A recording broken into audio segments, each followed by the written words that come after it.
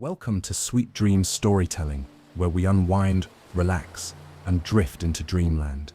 I'm your host Mike, and I'm so glad you're joining me tonight. Let's get cozy and settle in. Story for this evening is The Café That Only Opens in Dreams. Chapter 1, Between Two Mountains. There is a town the maps don't name, tucked between two mountains that lean toward each other like old friends trading secrets. It rests quietly, perpetually kissed by mist. The people who live there walk a little slower, speak a little softer, as if not to wake something sleeping just beneath the cobblestones. Time forgets this place more often than not. The mountains have no names either. One is taller, always shadowed, streaked with veins of stone that glint silver under moonlight. The other is rounder, green in summer, and ghost pale in winter, with a single crooked tree near its peak that locals swear never loses its leaves. Between them, the town exhales.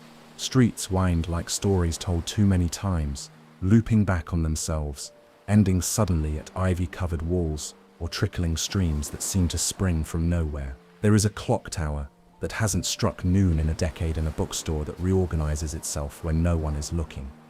A cat with one blue eye and one gold appears only in the hour before sunrise, always watching, never blinking. The townspeople live simply. They tend gardens, bake bread that smells like sun and rosemary, and leave flowers on windowsills for no particular reason. Some believe in magic, though they wouldn't call it that. They speak of the in-between, a strange stillness that sometimes settles in just before sleep. A feeling, a thinning. It's in that space, when dreams begin to bleed into reality, that the cafe first appears. There's no address, no sign, just a door on a narrow street that wasn't there the day before, painted the color of storm clouds and etched faintly with symbols no one can quite decipher. It's never open by day. No one ever sees it from the outside and thinks, I'll stop in for coffee. Instead, they dream it, and not every dreamer can find it. Only those who are quietly yearning, those whose hearts ache not with sharp pain, but with a soft, shapeless longing, can reach it.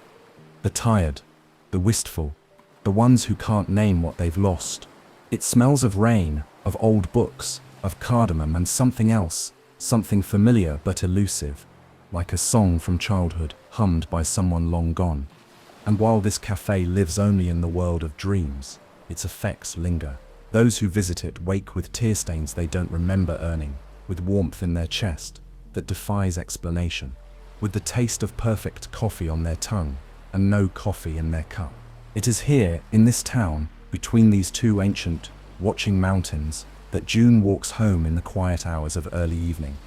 Her coat is too thin for the sudden spring chill, and her shoulders sag beneath the weight of a weariness she can't quite explain. She has lived here most of her life, but lately the streets feel unfamiliar. Her mind drifts as she walks toward things she misses, though she wouldn't know how to name them. She doesn't yet know that something is watching, not in a threatening way, but gently, like a door cracking open, waiting for her to notice the light. That night, for the first time, the cafe will open its door to her, and her life will begin to shift in ways both beautiful and strange. Chapter 2, The Door That Opens at Dusk. The dream begins like most of June's dreams do, somewhere familiar, that isn't quite right. She's walking down Rosewood Lane, except the cobblestones are glistening with rain even though it hasn't rained in days. The lamps flicker a soft blue instead of gold, and the houses on either side of the street are taller than they should be, narrow and crooked, like teeth in a fairy tale smile. Still, she walks. There's a tug in her chest, not unpleasant, just persistent. Something wants her to keep going. At the end of the lane, tucked between a florist shop and what appears to be a bookstore made entirely of stained glass, is a door she's never noticed before. It's not loud about its presence. There's no glowing sign, no fanfare, just a weathered wooden frame painted in a shifting shade of grey, cloud-colored, almost smoky. The paint has flaked away in places, revealing wood underneath, etched with tiny spirals and runes that seem to dance when she isn't looking directly at them. There's no handle, just the door, waiting. June reaches out and touches it. It opens inward. She steps into warmth. The light inside is low and golden, like candlelight filtered through honey. It spills across the mismatched floorboards, and bounces off the glass jars lining the shelves behind the bar. Jars filled with loose-leaf tea, marbles, feathers, and objects whose purpose June cannot name but somehow recognizes. The cafe is small but sprawling, in that illogical way dream places are.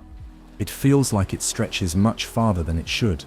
The corners are soft and shadowed, and the tables, no two alike, are scattered in perfect disarray. Some are circular and cozy, others long and communal. One is actually an old piano, the keys dusty and silent beneath 2 coffee cups and a single chess piece. The walls are papered with old sheet music and torn out pages of books. Some are blank, some are written in languages she's never seen. Others shimmer slightly, as though the ink is still drying. A record player hums something gentle in the background, a tune that coils around her ribs like a memory she doesn't know she has. In the smell, it's impossible to describe and yet instantly comforting: rain-soaked earth, roasted coffee beans, orange peel, and cardamom. Beneath that, something harder to place, like the scent of wool sweaters, warm skin, and hope. At the far end of the room stands the barista. They wear a soft, oversized sweater and a look of quiet welcome. Their hair is the color of tree bark, and their eyes are gentle as dusk. They smile as if they've been expecting her. Without speaking, they set down a small saucer with 2 slices of toast, perfectly golden, crusted with sugar and cinnamon, just the way June's grandmother used to make it on rainy Sunday mornings. June's breath catches. A steaming mug follows. Coffee, dark and smooth. The kind you can drink black because it was never bitter to begin with. She sits at the nearest table, a 3-legged one with a mosaic top, and takes a bite. The toast crunches just right. She feels her shoulders uncoil, the ache in her chest dulls slightly. The barista moves silently behind the counter, polishing glasses that don't seem to need polishing. There are others in the cafe too, she realizes now.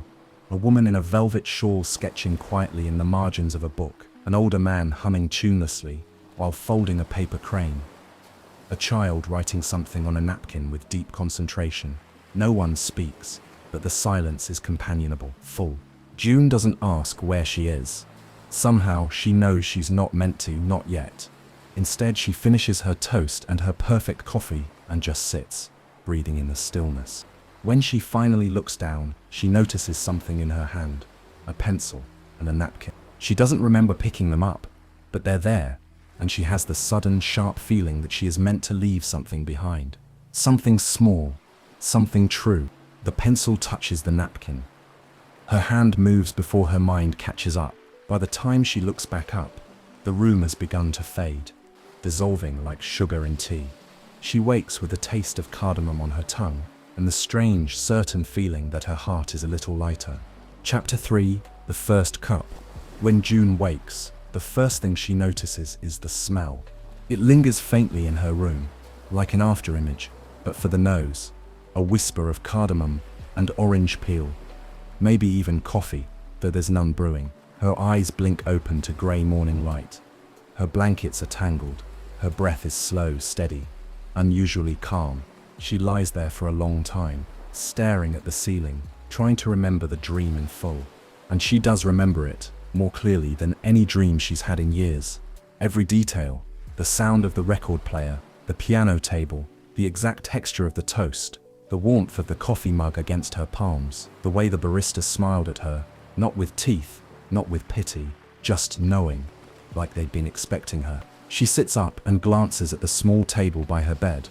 There's nothing there, no napkin, no pencil. But in her chest, something remains. Something small and warm and flickering. The feeling follows her through her morning.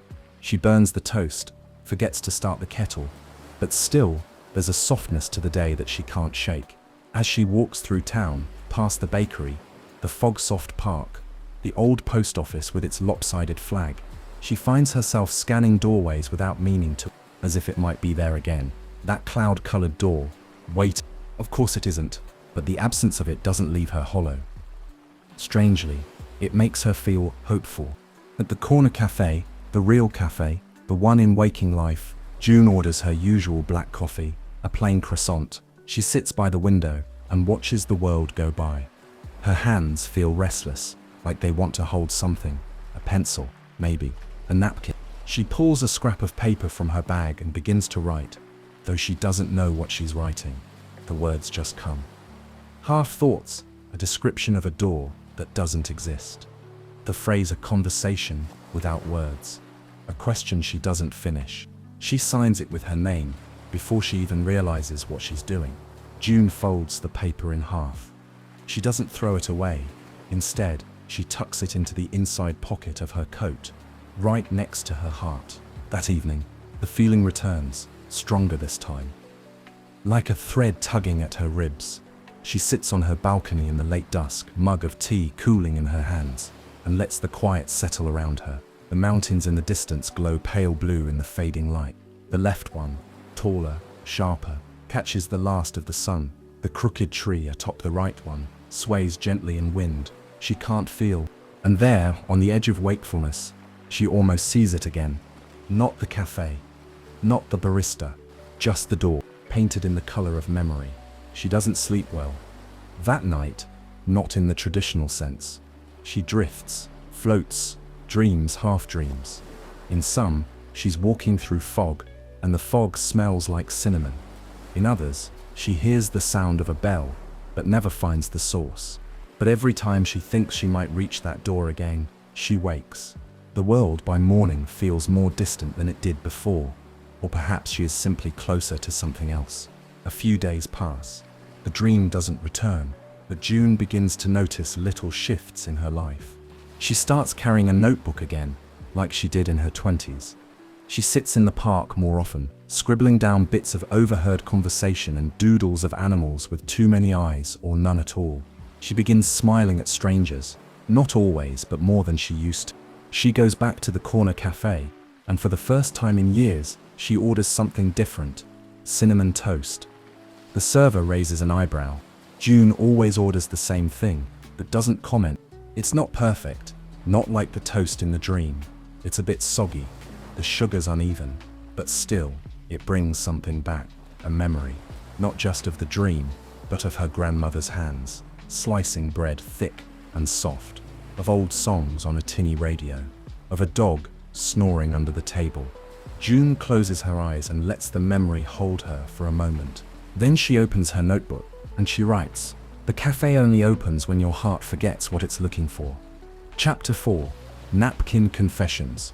The next time June dreams the cafe, it's raining. Not outside, the cafe is indoors, of course, but within, the ceiling drips rhythmically into a tin pail near the fireplace, though there are no holes above. The windows are fogged with condensation, though no one seems cold. The rain is quiet, respectful. It hushes the air like a lullaby sung beneath breath. June opens the door and steps in, and something in her chest unclenches, like a sigh made solid. The barista nods at her from across the counter, already placing a cup of coffee and a plate of toast at her usual table. An oval-shaped number with 3 mismatched chairs and a small, flickering candle in the center. The coffee smells even richer this time. The toast, golden and warm. She eats slowly. There's a familiarity now, a growing sense of being welcomed, not as a guest, but as someone expected. She looks around at the others, the woman in the velvet shawl, the man with the cranes, a new figure in a long mustard coat, who is tracing constellations on the wooden table with one finger. No one speaks. No one needs to. Then she notices the napkins. They're tucked between salt shakers and sugar jars, resting inside coffee cups, folded beneath plates. Some are fresh and blank, others are wrinkled, worn soft by touch. She finds one on her own table, folded into a neat triangle and left beside her spoon. She opens it. Scrawled in soft graphite, in quick, slanted handwriting, are 4 lines. "I miss her in the morning, when the kettle hisses, and she doesn't laugh at how loud it is. I saved her teacup, even though it leaked." June doesn't know who wrote it. She doesn't need to. The sadness in it is universal, heavy and familiar. It makes her throat catch, but not in a painful way, more like a recognition, a gentle ache, the kind that tells you you're not the only one carrying weight. She finds another napkin, this one doodled with blue ink, a small fox in a scarf, holding an umbrella made of a leaf. Below it, a sentence. I used to dream in color. Then I got a mortgage. June lets out a soft breath of a laugh. Each napkin is a story, a confession, a piece of someone left behind, scrawled, not for attention but for release.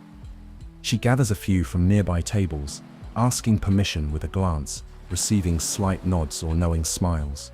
No one minds. Sharing is part of the language here. Some are written in different languages. Some are just images. A child's drawing of a house with one window glowing. A paper airplane made from a napkin, folded so precisely it feels like memory itself.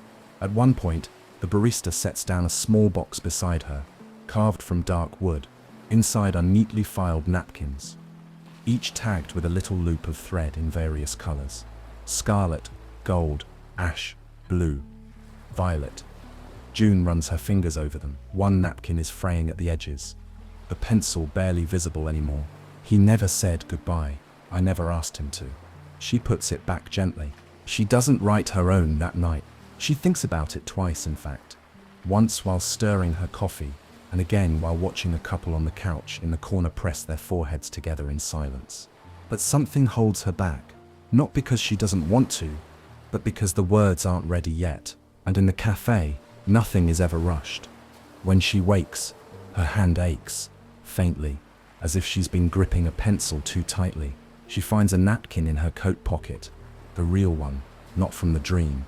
It's blank, but she can still feel the weight of the story she read, like they've stitched themselves into her skin. She sits at her kitchen table and begins writing. Not for anyone else, just to honor the silence she shared with strangers who understand something she's only beginning to name. That evening, she walks by Rosewood Lane. No door, but this time, she isn't disappointed. She knows it will return when her heart is ready to listen again. And when it does, it will be waiting with more coffee, more warmth, and more napkins that remember the parts of people even they have forgotten. Chapter 5. The Man with the Music Box. The cafe is different again. This time, the windows are fogged over with a soft golden mist, as if the world outside has fallen away entirely. A gentle hum fills the space. Not from a record player, not quite music either. More like the sound of a lullaby humming itself into existence. When June steps inside, she doesn't see the barista right away. The coffee is already waiting for her though. The toast too. The butter has melted into the cinnamon sugar and the plate is still warm. Her table has moved again, closer to the hearth this time, where a slow fire burns with no wood, only soft embers that seem to glow to the rhythm of breath. She settles in, the cup warm against her fingers, and lets the hush of the cafe settle around her. It's then she hears it. A song, played quietly, gently, so tenderly it feels like memory itself. She turns. In the far corner, beneath a hanging lantern that flickers like fireflies trapped in glass, sits a man. He is older, with silver-threaded hair and deep laugh lines etched into his face like rivers on a map. His coat is long, charcoal grey, and draped over the back of the chair like a memory set down carefully. In front of him rests a small wooden box, dark cherry wood, smooth and worn, with a silver crank on the side. His hand turns it slowly, steadily. The music it plays is quiet but rich, something wistful and half familiar. The tune curls through the cafe like smoke. It is not a song June recognizes, and yet her chest tightens as if she's heard it before, long ago, perhaps in childhood or in a past life. She watches him for a while, unsure if she should approach. Then he looks up and smiles at her. It's not an invitation, exactly, more like a door left ajar. She walks over, her coffee still in hand, and sits across from him. He nods, and the music continues. They don't speak, not at first. There's no need. The music does the talking. With each turn of the crank, June feels something stir inside her, a memory she didn't know she had, the weight of her mother's necklace in her small palm, the sound of rain on the roof, the night her childhood dog passed away, the first time she fell in love with someone who didn't love her back. The memories are not painful. They're softened by time, filtered through the music, bittersweet, clearer than they have any right to be. The man finally speaks, his voice a soft rasp, like pages turning. Everyone has a song that remembers them. June looks at him, startled. Not a song they remember, a song that remembers them. He stops cranking the box. The silence afterward is thick, like the cafe is holding its breath. He gestures to the box. This one's mine. I dreamed it the day after my wife died. Played it ever since. June looks at the box again, then back at him. And you? She hesitates. I don't think I have one. You do, he says gently. You just haven't heard it yet. After a while, he pulls a folded napkin from his pocket and slides it across the table. June unfolds it, a single line, written in looping handwriting. Some echoes are older than the voice that made them. She reads it twice. When she looks up, the man is already gone. Only the music box remains, quiet, still, waiting. She wakes with tears in her eyes. Not the kind that sting, the kind that feel like release. Like something has been unlocked inside her. A door she didn't know was closed. That day, June hums a tune under her breath as she walks through the town. She doesn't know the song, not yet, but it's starting to remember her. Chapter 6, slipping further in. It begins with small things. One morning, June pours herself a cup of tea and realizes, halfway through sipping it, that she doesn't remember boiling the water. Another night, she sets her book down on her bedside table before falling asleep. In the morning, it's open to a different chapter, one she hadn't reached yet. A napkin sits between the pages, blank, but faintly warm to the touch. She begins to forget the days of the week. Not out of carelessness, but because they stop feeling important. Time flows differently now, slower, or maybe just deeper. The cafe appears more often. Sometimes she finds herself there without remembering falling asleep. She'll blink in the grocery store aisle and suddenly be stirring sugar into coffee under soft yellow lamplight, or she'll be walking past a hardware shop on Main Street and see a flash of a cloud-colored door in the reflection of a shop window. Once she sees it shimmering in a puddle, and though it should be unsettling, this bleed-through between dream and day, it isn't. It feels inevitable. The cafe has a way of catching people right before they unravel. It doesn't pull, it offers, and June, already fraying at the edges, begins to slip between the layers more easily. One evening, she sits at her usual table, though tonight it has 4 legs instead of 3, and watches the other patrons. The velvet shawl woman is embroidering tiny stars onto a napkin. The child with the serious eyes is building towers out of sugar cubes. A man with a paper moon pinned to his lapel is dancing alone in the corner to music only he can hear. The cafe hums. It's fuller tonight, not crowded but alive. June finds a napkin folded into a crane on her plate. Inside, scrawled in looping script, "You are not lost, you are just between chapters." Her breath catches. That night, she dreams she is a thread, not a person, just a thread of red silk drifting through clouds. The cafe appears below her like a soft glow, and she drifts into it without resistance, curling gently onto her usual chair. When she wakes, there's red thread tangled in her bedsheets. June begins to recognize the other regulars, not just in the cafe, but outside it. She passes the velvet shawl woman on the street one afternoon. The woman is carrying a paper bag of oranges and doesn't acknowledge her, but their eyes meet for half a second, and June feels it. She remembers. There are more like that. The man with the moon lapel, browsing the record shop. The sugar cube child, skipping past the bakery. They don't speak, but they see her, and that is enough.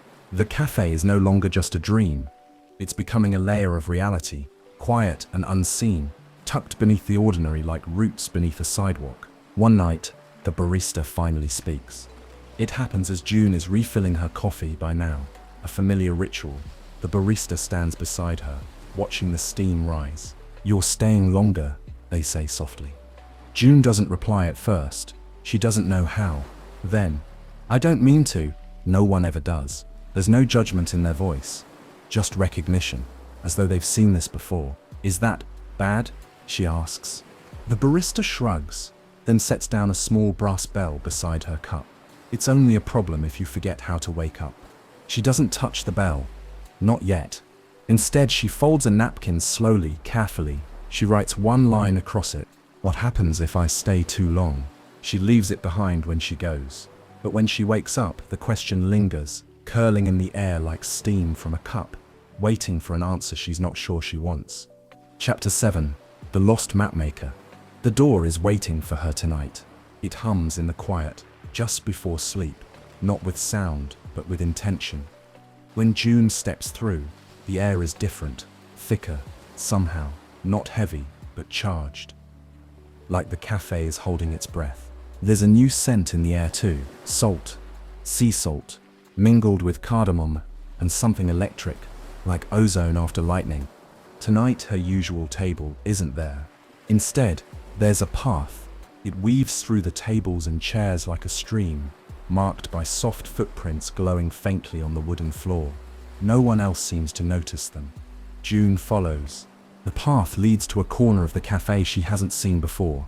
It's narrow and curved, lined with mismatched shelves filled with rolled-up maps, some ancient, drawn on vellum, others fresh with ink that still glistens. Sitting cross-legged in the middle of it all, on a rug patterned with constellations, is a woman drawing with a quill the color of storm clouds. Her fingers are stained with ink. Her eyes are rimmed with sleeplessness. But when she looks up at June, there's clarity in her gaze, like someone who's been waiting a very long time. "You're the one who left the napkin with the question." June nods, startled. "You read it?" "I read all of them." The woman gestures around. They leave them behind like breadcrumbs. Most don't even realize they're drawing maps of themselves. She sets her quill aside and holds up a parchment.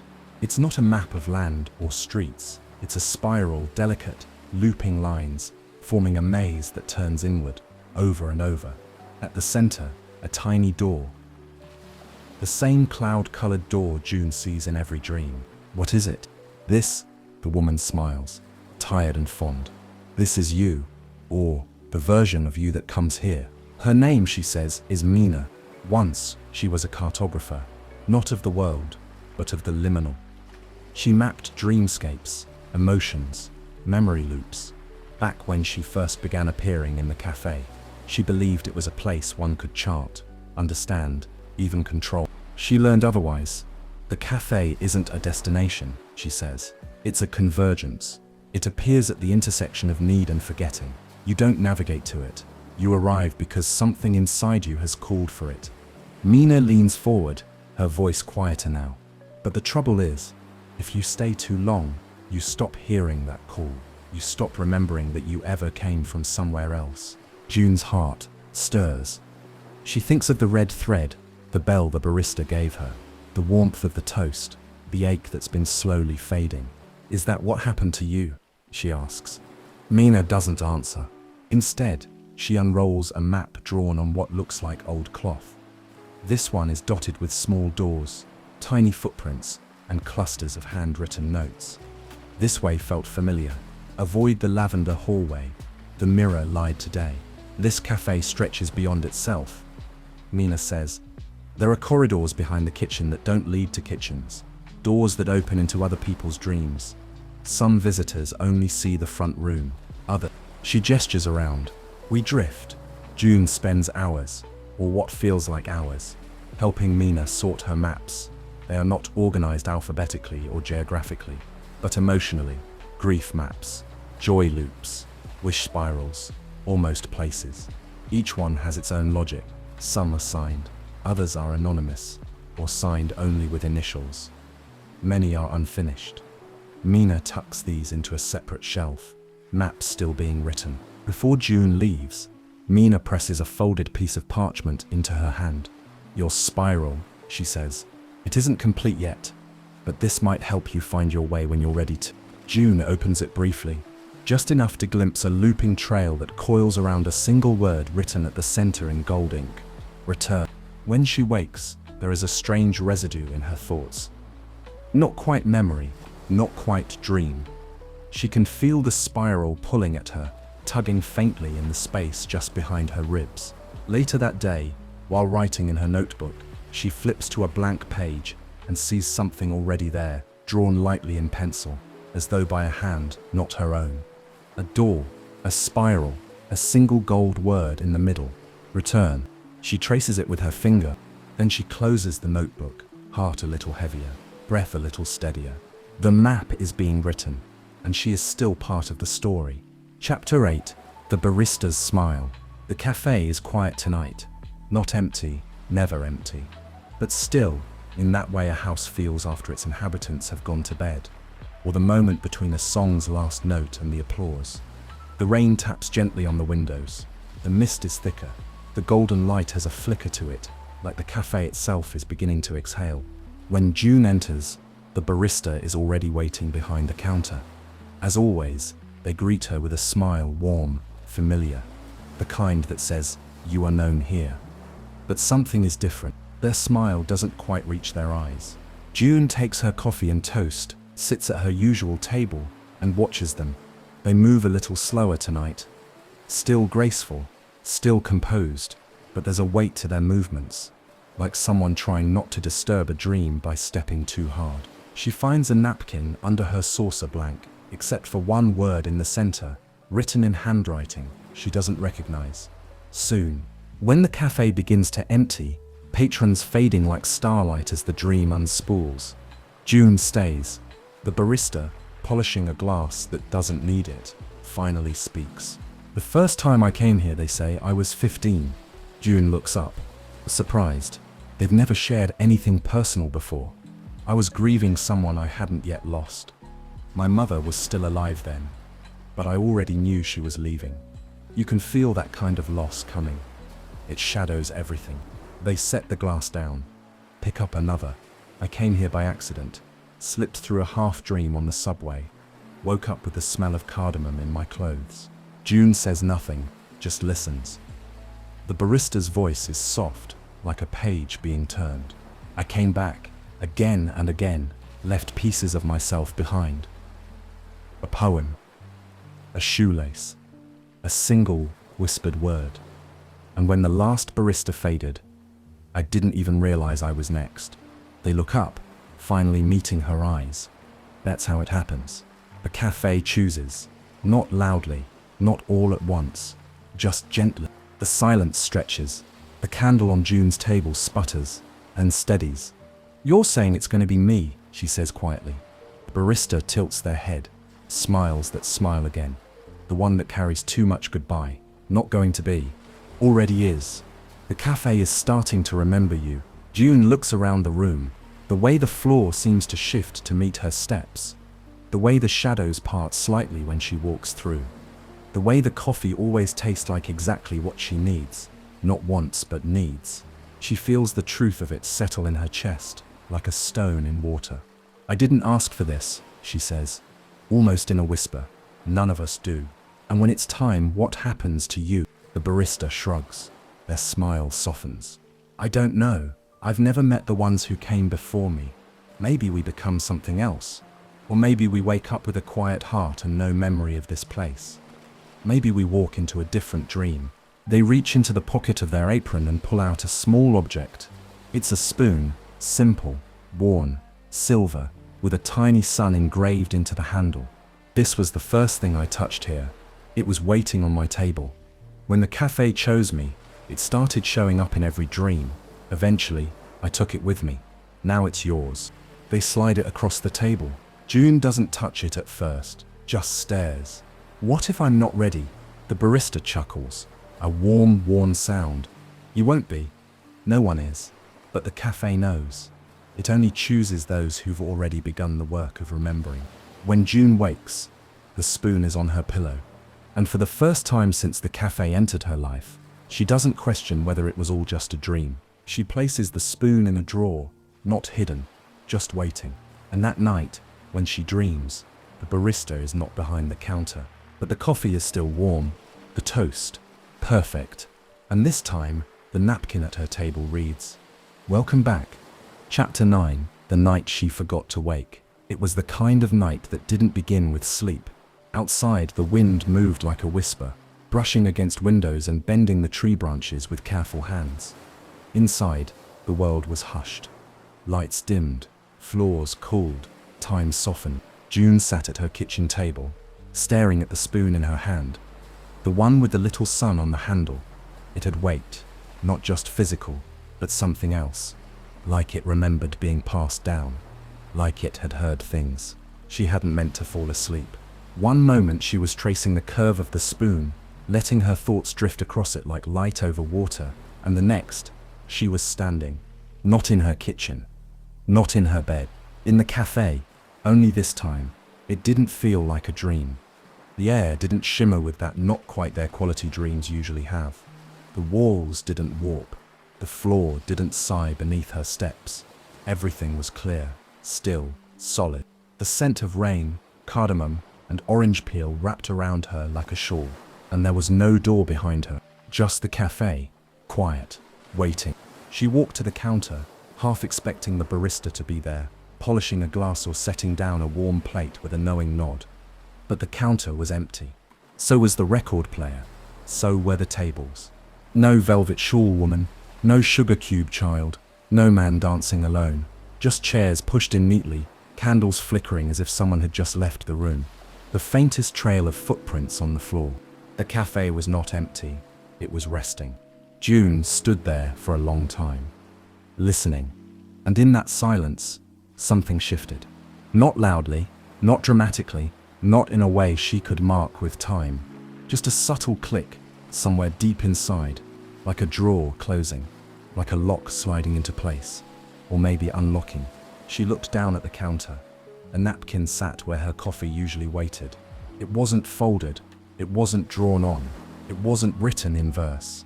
It was flat, blank, waiting. She picked up a pencil. She wasn't sure from where, perhaps from the air, perhaps it had always been in her hand, and began to write. The words came slowly at first, then all at once. She didn't write a memory. She didn't write a secret. She wrote a name, her own, and underneath it, in small, steady letters, I'm still here. When she set the pencil down, the cafe shifted again. The shelves behind the counter flickered, just once, and then realigned themselves. The air grew warmer. Somewhere behind the swinging door to the kitchen, a kettle began to hum. The cafe was waking. And so was she, but not into the world she had left behind. No, this was different. She hadn't just stepped into a dream, she had stepped through it. She was no longer visiting the cafe. She was becoming part of it. When she turned around, the spoon with the sun on its handle was already resting beside the register, waiting, as if it had always belonged there. In the waking world, her bed stayed made. The phone calls went to voicemail. The mail piled up, unopened but untroubled. And somewhere between the folds of reality, in the liminal hush between heartbeat and breath, June moved through the cafe with steady steps. She lit candles. She refilled sugar bowls. She read every napkin left behind and folded the ones that asked to be folded. No one told her how. She simply knew, because when the cafe claimed you, it didn't demand. It whispered. And if you listened long enough, you began to hear it everywhere. Chapter 10, Becoming the Keeper. The first morning she didn't wake, the cafe greeted her like a returning tide. There was no announcement, no moment of coronation, no sudden revelation that she was now something else. It simply began. A light flickered on above the counter. The kettle began to whistle low and long, like a sigh. The scent of toast filled the space before any bread had been sliced. June walked into the kitchen, not because she chose to, but because her feet already knew the way. The cafe had started responding to her. When she passed a chair, it scooted back just slightly, waiting for someone she hadn't yet seen. When she reached for the spice jars, her fingers went unerringly to the cardamom. The lights dimmed or brightened with her moods, as though the building itself was watching her heart and adjusting the weather inside. And outside the windows, time no longer behaved. There were no clocks here, no dawn, no dusk, just a soft, constant shimmer of something that could be both. The world outside flickered like the edge of a dream. She no longer needed to chase. June learned without being taught. The cups were stacked in uneven towers. She now knew which ones hummed when filled, and which ones made the coffee taste like memory. She learned the right way to fold a napkin so the story inside wouldn't smudge. She learned which table creaked when someone with a broken heart sat down. The cafe told her these things in its own quiet language. Sometimes it was in the way the lights flickered. Sometimes it was a scent that bloomed suddenly. Lavender when someone needed comfort. Rosemary when they needed courage. Sometimes it was just a sense, a knowing, and June began to respond. She found herself setting out 2 chairs when only one person had arrived, because she sensed the presence of someone else's memory waiting to be remembered. She brewed tea before a word was spoken. She offered toast when silence grew too thick, and the guests, dreamers, wanderers, souls caught in the soft liminal drift, never questioned her presence. They simply accepted it, as if she had always been there. Maybe she had. She no longer remembered the exact moment she stopped belonging to the waking world. There was no grief in it, only a gentle sort of release. The kind of letting go that happens when you exhale after holding your breath for too long. Some days were busier than others. There were storms in the dreamscape sometimes. Nights when hearts across the world ached more loudly than usual. The café filled quickly then, laughter and tears mingling in the candlelight, whole tables covered in scribbled napkins, and the faint smell of old songs. Other days, it was nearly silent. Only 1 or 2 souls drifted in. June would sit at the counter then, her hands wrapped around a warm mug, and listen to the café breathe. Those were her favorite days. The slow ones, the in-between ones. The old barista never returned, but their presence lingered. In the spoon with the sun on its handle, in the way the teacups never quite clinked too loudly, in the whisper of thank you that sometimes rose from the steam. June never felt alone, because the café was never lonely. It held every story ever told, folded into corners and stained into tabletops. It remembered the laughter, the pain, the longing, and now it remembered her. She was no longer dreaming of the café. She was the café, the keeper, the warmth in the cup, the silence that listened, the soft place where lost things landed. And in that truth, she found not purpose, but peace. Chapter 11, The Boy Who Drew Doors. The café was never the same 2 nights in a row. June had come to expect that. Sometimes the walls shifted, gained a window, lost a shelf. Sometimes the tables rearranged themselves during the pause between dreams. Even the air had moods. Some nights it was warm and heavy, like bread rising.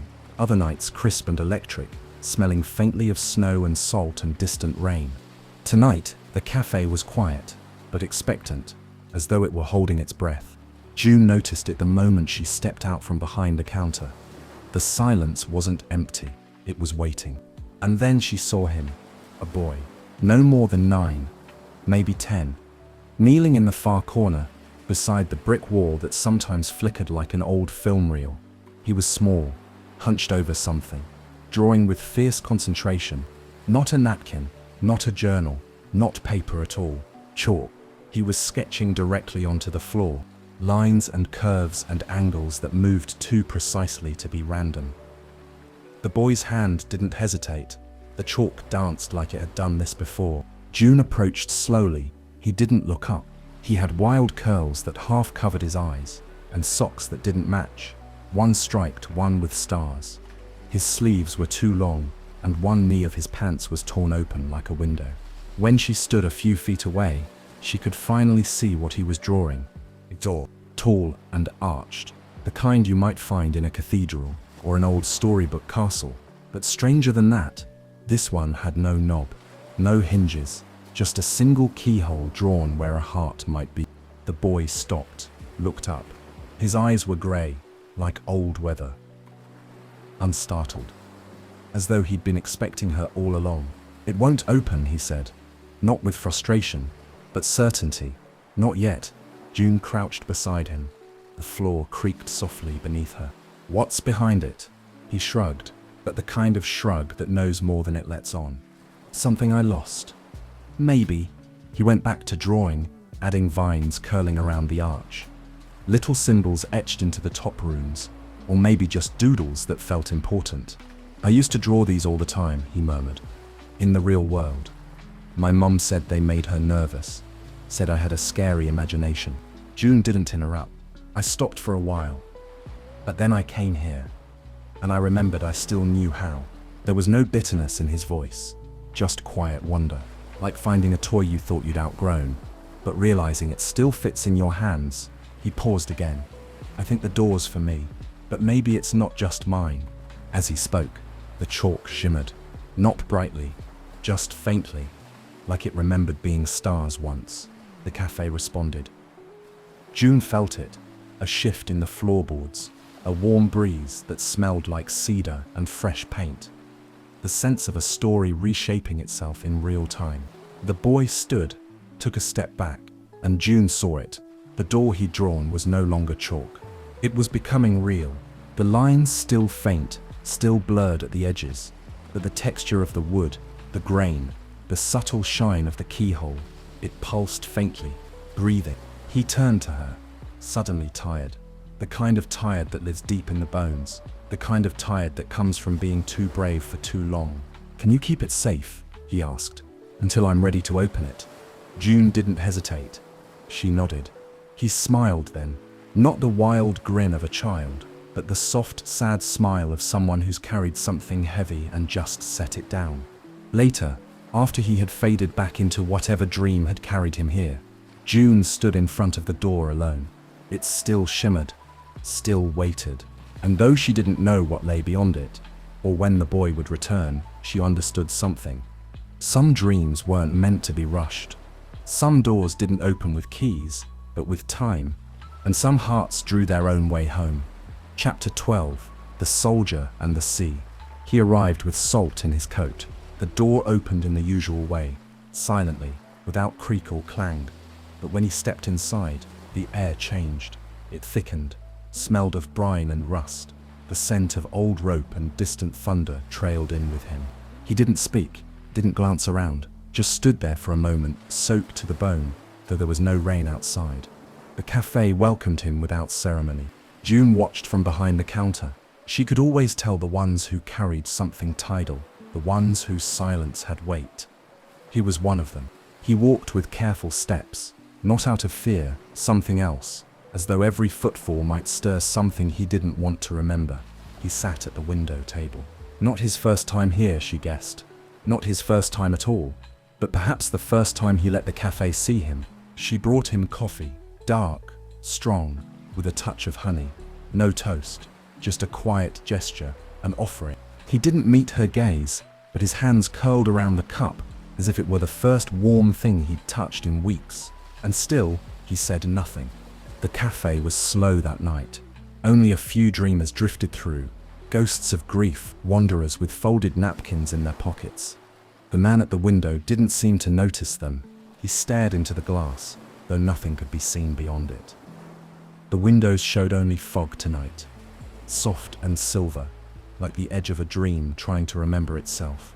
Then, without warning, he reached into his coat and unfolded something onto the table. A piece of netting, frayed, salt stiff, woven with small, careful knots. June knew not to approach. Not yet. So she waited. She polished a cup, lit a candle, adjusted a stack of napkins, though they were already neat, all while keeping one eye on the man with the sea in his eyes. Time moved strangely around him. The candle at his table burned faster. The air around him pulsed in and out, like breath held underwater. The net sat in front of him, a relic from some other life. And then he stood. Only then did June move. She met him at the counter, no words, just presence. He held out the net with both hands. She accepted it, careful not to tangle the threads. And when she looked up, he finally spoke. "It was a promise," he said, his voice like gravel. "A piece of home I took with me.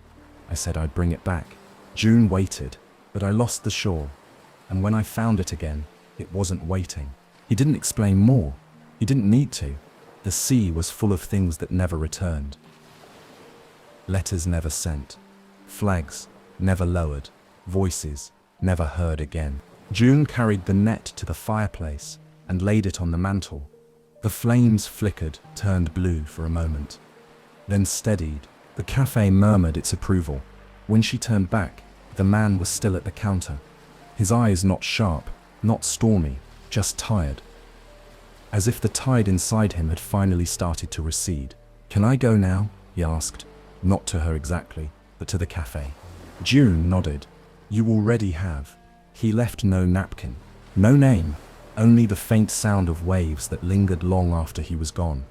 The net remained on the mantel, salt-crusted and glinting in the firelight. and every time June passed it she felt something loosen, like a knot undone. Chapter 13. The lovers who forgot each other. They never arrived together. One would come in just as the other left, and times minutes apart, as sometimes hours. The timing was almost precise, as if orchestrated by some unseen rhythm neither of them could hear anymore. June noticed first. It began with little things. A teacup, left half full, still warm, when a new patron would sit unknowingly in the same spot. Moments later, a napkin scribbled with a line of poetry that matched something another guest would mutter under their breath. Days or dreams later, a resonance, an echo. The woman came in first most nights. She always chose the corner seat near the bookshelf, where the light draped like silk and the air smelled faintly of old paper. Her presence was still, her eyes focused on something far away. She never ordered. June brought her chamomile by instinct, and she always drank it slowly, like she was tasting memory itself. She would write, always in pencil, phrases on napkins, fragments of thoughts, questions that trailed off, words like almost, and again, and where. She never signed them, and when she left, she would look over her shoulder, only once, as though hoping to see someone she'd already forgotten. Then he would come, tall, shoulders hunched slightly inward like someone who'd spent a long time being careful not to take up too much space. He had the habit of rubbing his thumb across the rim of his coffee mug, slowly, rhythmically. June always gave him the same blend, a rich, earthy roast that reminded her of forests and endings. He never wrote, but he would sit at the same table she had. His fingers would sometimes trace the napkins she left behind, his expression unreadable, not recognition, exactly, more like longing without a name. He'd sit in silence, not waiting, not expecting, just exist, as if somewhere inside, a part of him was trying to remember what it meant to be whole.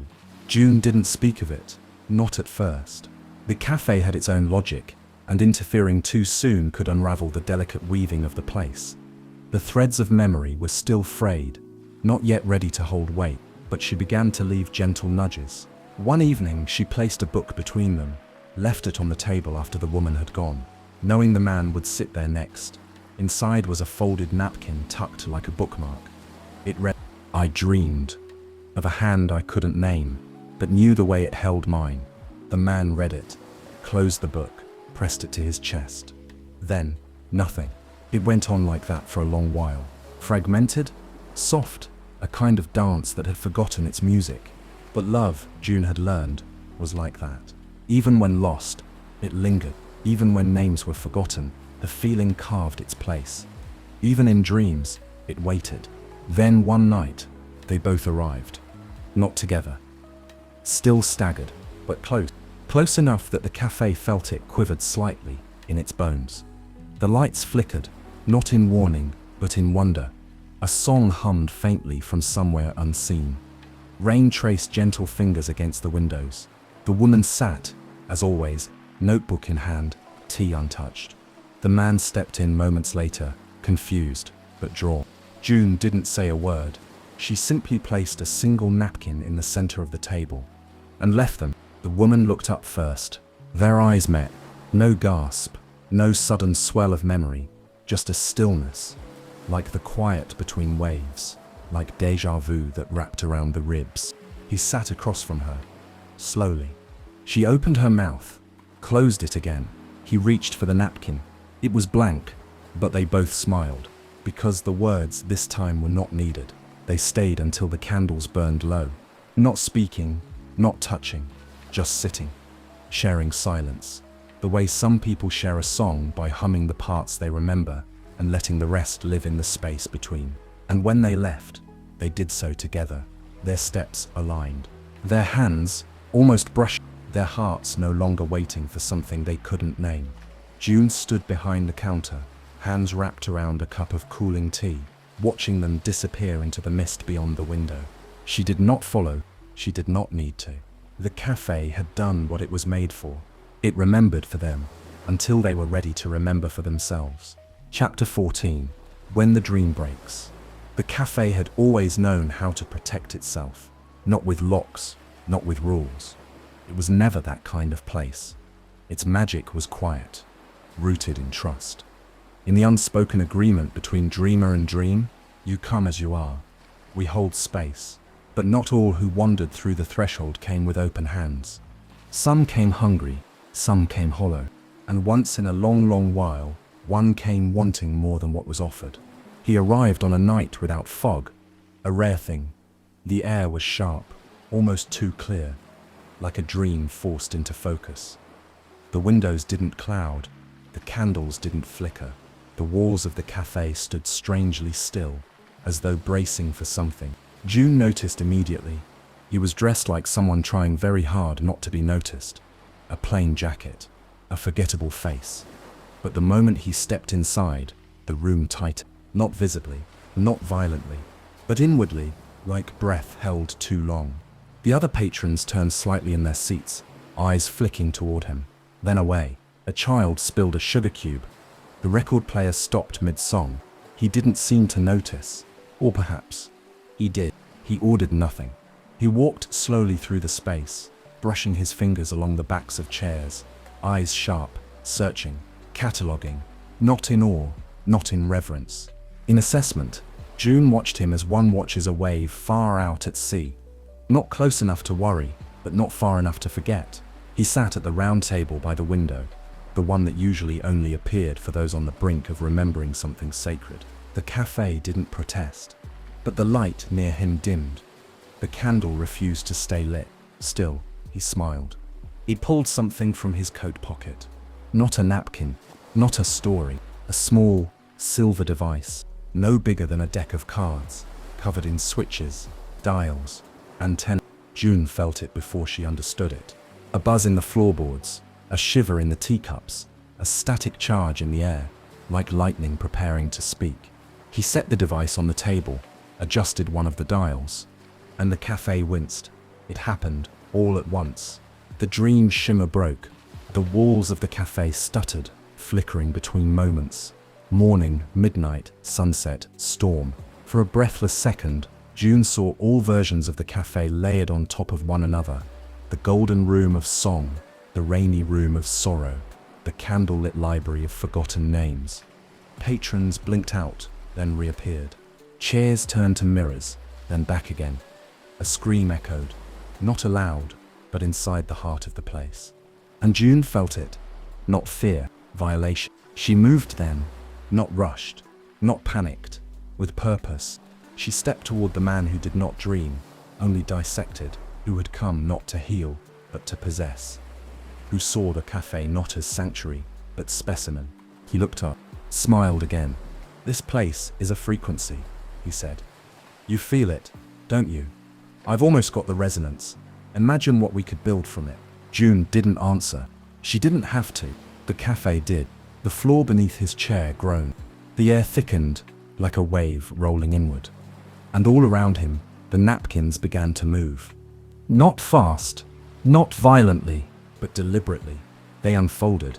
They rose, each one a story, a scar, a dream left in trust.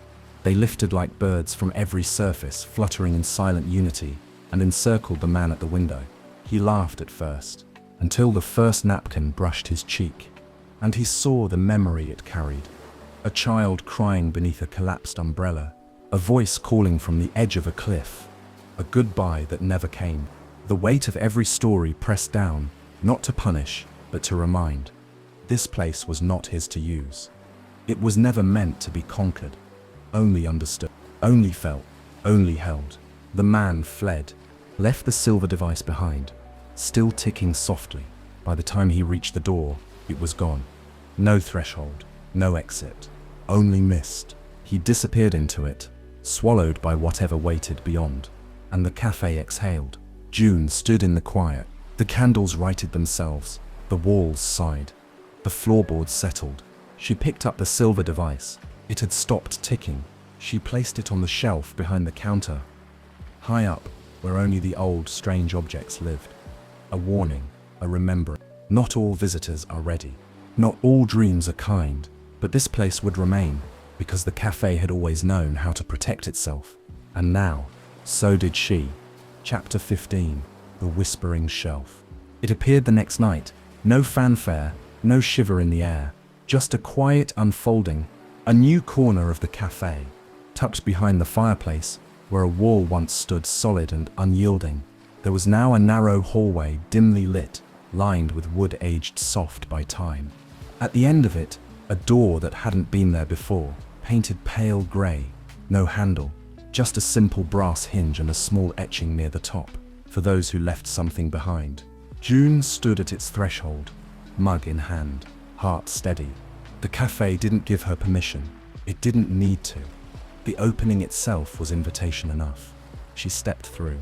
The room was small, not much larger than a walk-in closet, but taller than it had any right to be. The walls stretched upward into shadows, far beyond where the ceiling should have been. And the shelves, oh the shelves, they lined every wall, endless tiers of wood and whisper. Each one was filled, but not with books, with napkins, thousands of them, folded, stacked, tucked gently into nooks and corners, some wrapped in thread, others sealed with wax. A few shimmered faintly, pulsing with the soft light of dreams that refused to fade. And the air was not silent. It was alive with murmurs, soft voices, not speaking to her, but through her.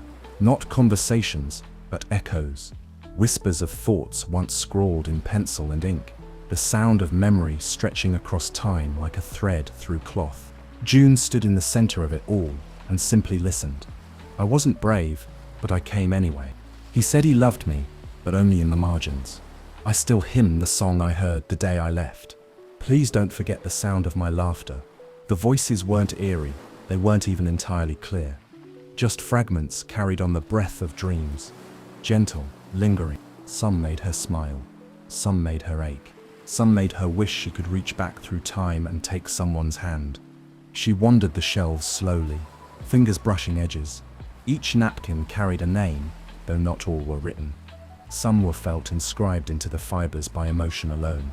There was one wrapped in twine that radiated joy, another burned at the edges, still smoldering with unspoken grief. And then she found one she recognized, hers, folded neatly, stained slightly from the night she first arrived. I'm still here. She hadn't meant for it to stay, but the cafe had chosen to keep it, to preserve it as part of the weave. She held it to her chest, and for the first time since she had become the keeper, she wept. Not for loss, not for sorrow, but for the quiet truth of being remembered. There was a ladder at the back of the room, tall, wheeled, steady.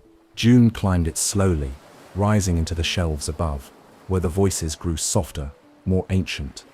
She didn't touch anything there. Some napkins had not been read in decades, centuries perhaps. Others were too new to disturb. But she understood now. This was not an archive. It was a heart, a pulsing chamber of longing and remembrance. The soul of the cafe made visible, and she was its guardian. When she descended, she whispered a thank you, not to the room but to the voices. They rustled, in response. Warm, familiar, forgiving, and when she stepped out into the main room again, the cafe was exactly as she'd left it. Mugs steaming, candles glowing, a chair by the window pulling itself out ever so slightly, ready for the next dreamer. June placed her napkin back in the shelf, just where she found it, and walked forward, ready. Chapter 16. The Thread of Return. The thread appeared one morning, if it could be called morning. There was no sun in the cafe, only the gentle swell of light, like a tide rising without urgency. It hung from the ceiling in the hallway that led to the whispering shelf, a single strand of deep red silk, no thicker than a hair, but impossibly strong. It didn't sway, it simply existed. Quiet and absolute. June noticed it while carrying a tray of tea to a table that wasn't there the day before. She paused beneath it, looking up, brow furrowing, not in fear, not even in surprise, just recognition. As if her body remembered something her mind had not yet caught up to. The thread trailed upward into nothingness, into the dark above the shelves, into the folds of dream too high to see, and downward it hung just low enough to brush the top of her head as she passed. A touch, a reminder. She reached for it once, lightly. It felt warm, familiar, like old yarn, or the inside of a memory, like skin. like breath. She didn't pull it. Not yet. The thread followed her. Not literally, it stayed where it was. But once she saw it, it began appearing everywhere, reflected in the tea's surface, curled at the base of her favorite chair, woven into the spine of a guest's napkin poem. Red silk, quiet and consistent, never tugging, just present. June understood. It was not part of the cafe. Not really. It was part of her. There came a night when no dreamers came. The cafe was still, tables already set, but untouched. Candles burned low and steady. Even the music had paused, the record spinning silently at its end. She sat behind the counter, hands wrapped around a cup that had grown cold without her noticing. She didn't feel lonely, only still. And in the stillness, she heard it, not with her ears, with something older, a voice hers but not, a memory wrapped in thread. You weren't meant to stay forever. She didn't argue, she didn't cry. Somewhere deep within her, she had always known. She returned to the whispering shelf that night, not to say goodbye, to listen. She stood among the napkins, the voices, the soft, murmuring memories. They rustled differently now, like wind in tall grass, like a farewell no one was ready to speak aloud. And there, waiting in the middle of the floor, was the thread, no longer hanging, now coiled like a spiral, leading inward, inviting her to follow. June didn't pack. There was nothing to take. No suitcase, no farewell note. The cafe would go on without her. It had done so before. It would do so again. She placed one hand on the counter, one breath in, one long, slow exhale. Then she followed the thread, step by step, into the spiral, into the memory, into the waiting dark that wasn't dark at all. She did not wake, not exactly, but she returned to a world that felt new, to tea that didn't quite taste the same but warmed her anyway, to streets that hummed beneath her feet, to faces that didn't recognize her but somehow smiled just a little longer when they passed. She didn't speak of the cafe, but sometimes she carried a napkin in her pocket, blank, soft, ready. And when she saw someone who looked like they'd lost something they couldn't name, she left the napkin behind, folded gently, tied with a thread of red silk. Chapter 17. Stories preserved, not forgotten. The cafe was behind her now, not lost, not closed, simply no longer within reach. But June did not feel bereft. She did not ache to return. She did not wake with longing. Instead, she moved through her days with a softness in her bones, a stillness beneath her skin, as if something inside her now knew the shape of silence and how to listen to it. She had returned to her small apartment in the quiet town between the mountains. Nothing had changed. The kettle still sang a little off-key. The wind still slipped through the old windows. The bookstore still leaned too far to one side, as though eavesdropping on the street. But everything felt different. Colors held longer in her eyes. Smells reached deeper into her chest. Conversations seemed layered, as though each word carried another just beneath it. She had not spoken of the cafe, not even to herself, but something lingered. She noticed it first in a public park, on a bench near the duck pond. A napkin, folded in half, weighted by a small stone. On it in childlike pencil, "I wish my dad still sang in the car. It's too quiet now." No one else seemed to notice. June sat beside it, read it twice, and smiled. The next day, she found another tucked into the hollow of a tree, held in place by a twig. "I stopped being brave when no one noticed I was trying." Again, the paper was soft, faintly familiar in its weight. She held it in her palm for a long time, then let the wind take it. She didn't know who had left them, but she didn't need to. The stories had taken root. It began to happen more often. On library shelves, under coffee cups, folded into tip jars and coat pockets. Short fragments, sketches, confessions, some written with clarity, others scribbled mid-thought, some drawings, some poems. One simply said, "I miss the smell of my mother's bread." They weren't always sad. Some made her laugh. "I once named a spider Carl. He lived in my mailbox. We had a good thing going until winter." June began carrying blank napkins again, just in case.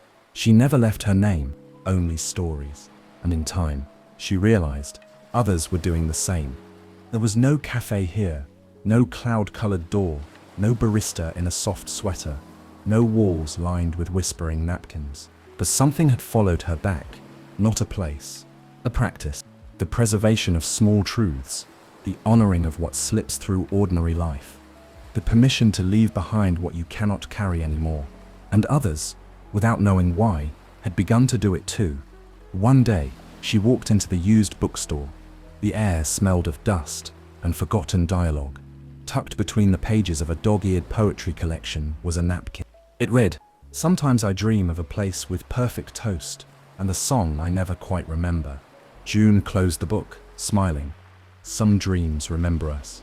Even when we forget them, some places never close. They just wait. Chapter 18, The Toast, the Song, the Rain. It rained the morning she felt it, not just outside, though the sky was a quiet grey and the sidewalks shimmered like pages turned too slowly, but inside her, a kind of rain beneath the ribs. Not sadness, not joy, just the feeling of something loosening, something ready to fall. June had lived quietly since returning. She'd stopped marking time, let the seasons move through her without resistance. Her days were simple. Tea in the morning, long walks, folded napkins left in the pockets of used jackets, and tucked into second-hand books. Stories passed like coins between strangers. She had become a seam in the world, unseen, but holding things together. But that morning, something changed. She stood by her window with her mug, watching raindrops race down the glass. And she knew someone else was beginning to drift. Someone half asleep, someone in need of warmth and silence, and a door that didn't appear until you stopped trying to find it. She didn't know who, but she felt them. She didn't return to the cafe. That was never how it worked. The cafe chose when to open, who to call, who to remember. But she could prepare. She brewed one last cup of coffee, rich, deep, with a hint of cardamom. She toasted bread, the thick kind that browned at the edges just right, and spread it with honey and cinnamon. She wrapped it in cloth, still warm. She folded one last napkin. Not a story this time, not a poem, just one line. "The door will know you." She stepped outside, the rain soft against her face, and walked to the foot of the mountain path. There, under the crooked tree that never lost its leaves, she set down the toast, the coffee, the napkin, and then she stepped back. Not away, just aside. The wind picked up. A low note hummed in the trees, like the start of a song. A shimmer in the air, barely visible, flickered against the rain. And there, in the space where the mist thickened, June saw her. A girl, not quite awake, her eyes heavy with something unspoken, her coat too large, her steps unsure. She paused at the offering. Kneeling, she reached for the toast, the napkin, the cup, read the words. Then looked up straight through the mist, straight through the veil, straight into something else, and smiled. June didn't speak. She didn't need to. She simply turned and walked home. The next night, far from the waking world, in a room flickering with candlelight and the scent of rain and warm bread, a figure stepped behind the counter of a cafe that only opened in dreams. They wore a coat that didn't quite fit, and in their pocket, a napkin folded twice, soft with ink, whispering, "You are not lost. You are only between chapters." The cafe remembered. The cafe always did, and now, so would she. Thanks for spending this quiet time with me here at Sweet Dreams Storytelling. I hope you're feeling relaxed, peaceful, and ready for a restful sleep. As we say goodnight, let the calm background music guide you gently into dreamland. Sweet dreams. Before you go, don't forget to like the video and subscribe, and until next time, rest well.